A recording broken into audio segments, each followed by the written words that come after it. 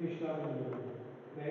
Nós estamos vendo tanto acontecimento, tantas tragédias, tantas coisas que fazem com que, por outro lado, nós possamos nos alegrar que a nossa esperança ela está viva, que é a volta de Jesus. É isso que eu almejo. Essa é a esperança que eu acredito. E estamos passando por um processo que Deus está nos moldando. Não está sendo fácil, mas foi dito aqui encantado que Deus cuida. Né? Em raras palavras, que é uma singela saudação, mas mesmo assim com todo temor e respeito, é que eu venho trazer essa salvação, porque certa vez o Senhor traduz meu coração e disse que nesses últimos tempos tem muitos usando o nome de Deus, mas Deus não está usando ele.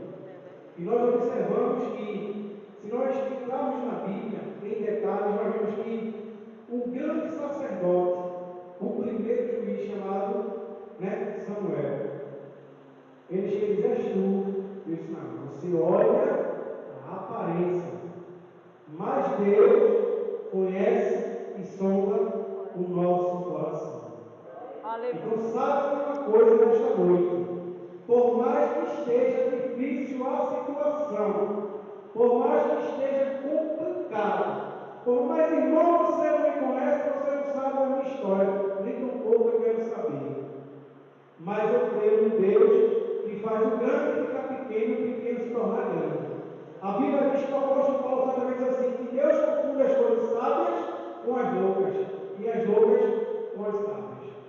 Então, certa vez, abrindo um parênteses, eu estava com uma bola trabalhando e chegou uma irmã de Vitória e foi no mercado onde eu estava trabalhando e disse assim a mim: você está aqui por pouco tempo, espere uma surpresa de Deus e ele vai entregar 3 chaves. Eu disse: amém, eu creio. Ela disse: agora estou indo para a Vitória, eu sou de Vitória. Aí eu fui e disse assim: então leve uma Vitória. Ela disse: amém. E 2 dias depois eu saí deste emprego. Aí eu disse: então é Deus já trabalhando. E eu não estava entendendo o porquê. E mais 2 dias depois, a minha irmã liga para mim e pede para ir na casa do meu irmão. E chegando lá, eu encontro ele acamado, sem falar, resumindo, ele estava debilitado. E daí eu procurei a minha sobrinha, que chamou Samu, eu dei um banho nele, cuidei dele, ele socorreu, e ele foi diretamente para a sala de emergência. E ele não era evangélico. Aí eu disse: ai Senhor, e agora? E ali eu clamando, orando, pedindo a Deus. Na primeira oportunidade que eu tive de falar com ele, depois que os médicos avaliaram, a minha palavra foi: você quer aceitar Jesus? Eu disse: sim. Eu disse: glória. É o trabalhar de Deus.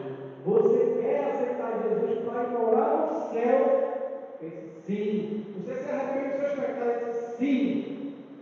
Foi esses 3 sim que Deus fez que eu ouvisse e caminhasse com ele. 9 dias depois, no dia que o mundo, que o Brasil comemora o Dia das Crianças, ele deu a ordem. Mas Deus fez a sua vontade, porque a Bíblia diz que a vontade do Senhor, ela é boa, ela é perfeita e ela é agradável. Muitas das vezes a gente não quer escutar o não, mas muitas das vezes este não serve como exemplo na vida de alguém, para que este alguém venha dar testemunho e que Deus vai ser glorificado, porque o gadareno, quando foi liberto e correu para Jesus, quando Jesus foi para o outro lado, Jesus disse: não, você vai ficar aí. Por quê? Porque ali era um missionário que ia evangelizar, porque a morada dele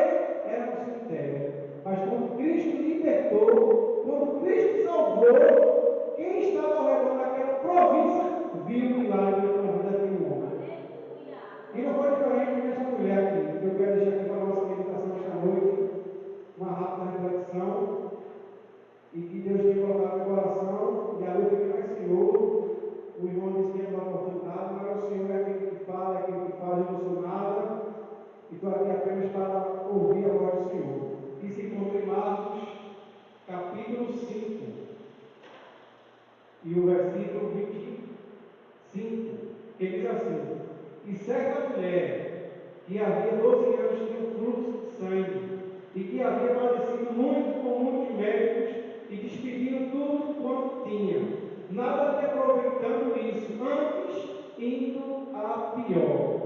Ouvindo falar de Jesus, veio por detrás, entre a multidão, e tocou na sua vestimenta. Só esses dois versículos para a nossa meditação.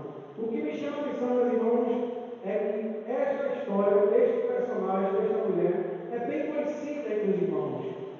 Né? Muitos pregadores que trazem a palavra do Senhor, que gostam de pregar, que têm o dom, que têm o talento, certamente já pregou sobre esta passagem. Mas o que me chama a atenção é que esta mulher, ela tinha condições financeiras. Né? Mas, irmão, o que o Senhor quer dizer com isso? É que muitas das vezes, principalmente no nosso tempo que nós estamos vivendo, é que a estabilidade financeira é que faz com que nós possamos ser vistos por alguém. Né? Mas Deus sabe tratar. Muitas das vezes Deus tira, deixa você lá embaixo, para você entender que Ele é Senhor. Eu entendi quando saiu do emprego, quando veio desempregado, que era para um objetivo e um propósito de Deus. Pregar para o meu irmão, socorrê-lo.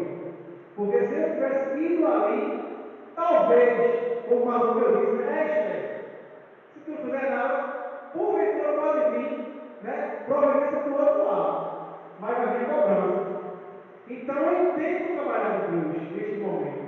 É que muitas das vezes a gente quer ter aquela aparência, queremos ter aquelas condições. Quantos jovens dentro da nossa igreja, hoje se encontram dentro da faculdade, querem estudar almejando bens materiais, mas estão distantes do Senhor, estão longe do Senhor.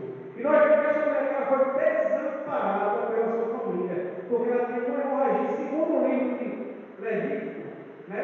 Nós reconhecemos que, segundo a lei, ela era para ser apedrejada, porque ela não podia sair de um certo lugar. Eu não quero me meter por causa do tempo, mas nós observamos que quando ela ouviu falar de Jesus, é interessante, meus irmãos, nós ouvimos falar de Jesus, nós pregamos Jesus, nós acreditamos em Jesus, mas muitas das vezes a gente quer fazer do nosso jeito. Eu estava dizendo logo cedo à minha sobrinha hoje que seguir a Cristo é como ele disse, tem que negar a si mesmo. Eu quero, eu desejo, mas será que Deus quer? Será que Deus está desejando isso para mim? Então, muitas vezes existe uma renúncia, mas essa mulher, quando ela ouviu falar de Jesus, que é aquele que cura, que é aquele que liberta, que é aquele que salva, que é aquele que transforma, que é aquele que dá nova vida, que é aquele que tira do nação do pecado, que é aquele que restitui, que é aquele que restaura, que é aquele que é o alvo, que é aquele que é o ômega, ele é o princípio, ele é o fim, ele é o bom pastor, é aquele que vai atrás daquela única ovelha, porque ele tem 99, mas nós vamos atrás dela.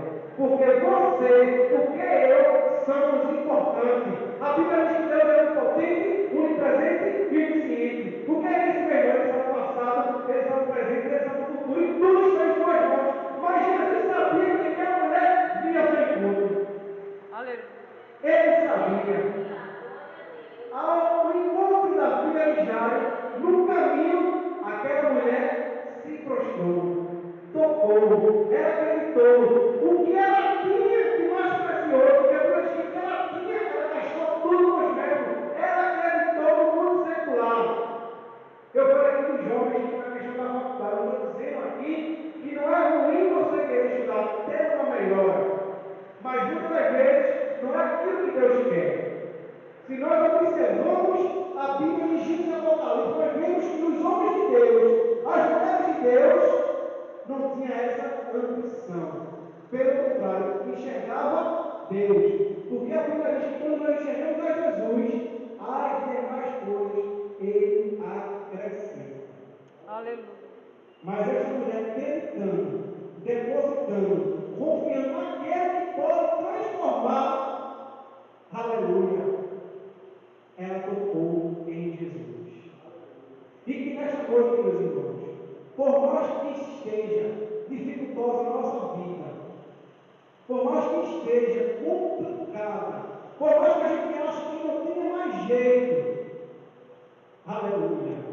Certamente na nossa igreja, nós passamos parte, ele disse, numa noite escura, num quarto escuro, com a lâmpada apagada, um pingo, uma vírgula em preto, e um papel, Deus mesmo assim enxerga.